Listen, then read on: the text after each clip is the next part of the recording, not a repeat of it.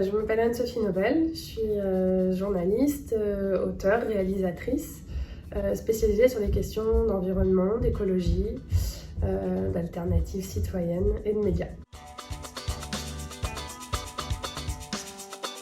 Et quand on regarde l'histoire du traitement médiatique de l'écologie, on se rend compte qu'il y a eu des phases.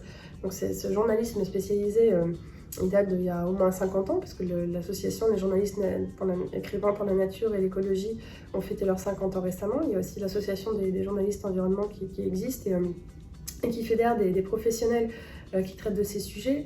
Et quand on regarde cette histoire de l'évolution du traitement médiatique de l'écologie, on se rend compte qu'il y a une entrée en matière qui était plus poussée par les questions de nature, d'environnement, puis ensuite de pollution, ensuite des traitements des questions des raisons, des causes du changement climatique. Après, on s'est attelé à parler des conséquences, des catastrophes naturelles, etc.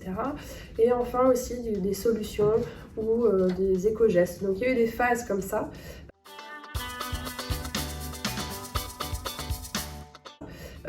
Force est de constater que depuis quelques années, j'ai envie de dire 4-5 ans maintenant, on a des documentaires qui vont s'atteler à traiter de tous ces aspects et c'est plutôt bien que ça évolue.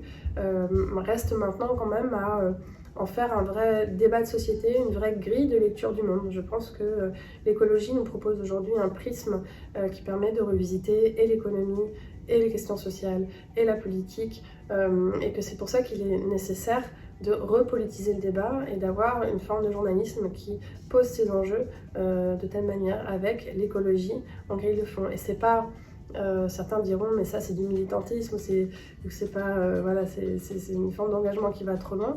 Je pense au contraire, dans ce que j'ai pu observer dans mon enquête à l'étranger, que placer ces problématiques au cœur d'une ligne éditoriale, comme a pu le faire le Guardian récemment, c'est aussi se positionner véritablement dans les enjeux auxquels on va faire face au XXIe siècle. Si on regarde l'histoire très récente, l'élément déclencheur, je dirais que ça a été la combinaison de la démission fracassante de Nicolas Hulot en septembre 2018. Et ça s'est cumulé à cette vague massive de mobilisation portée par les jeunes et Greta Thunberg en tête. Et donc ces deux facteurs cumulés plus les événements naturels, les canicules, les inondations, nous montrent qu'on est déjà dans cette urgence et qu'on est en train maintenant de subir les effets du changement climatique.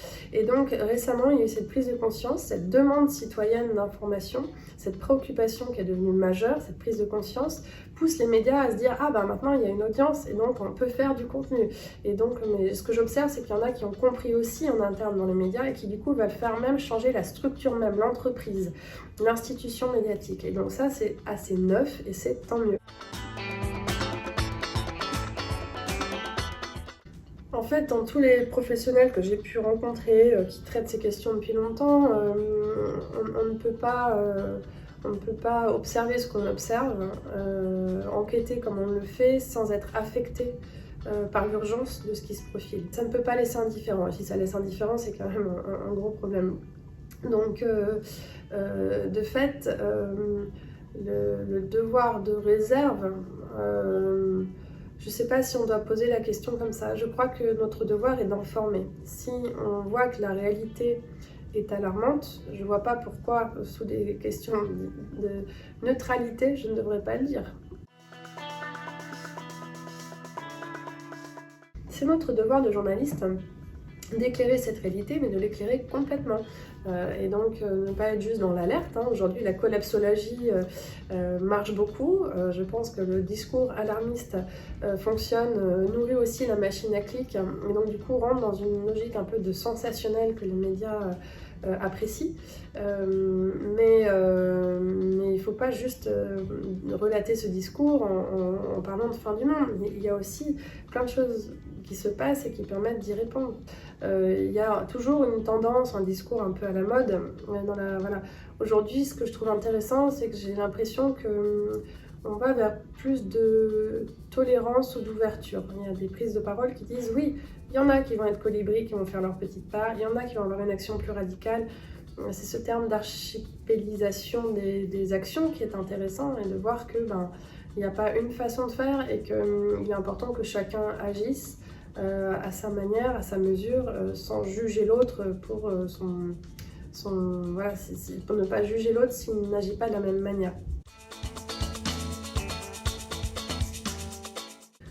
Ouf, il y a pas mal de choses, mais dans les défis que j'aimerais relever aujourd'hui, déjà faire en sorte que le grand public puisse voir mon film. Parce que voilà, il est déjà passé à la télé en Belgique, mais en France on fait beaucoup de projections débat, mais j'aurais voulu pouvoir libérer le film et en faire un outil, un objet de débat que tout le monde peut s'approprier, organiser des rencontres autour, etc. Ça serait bien.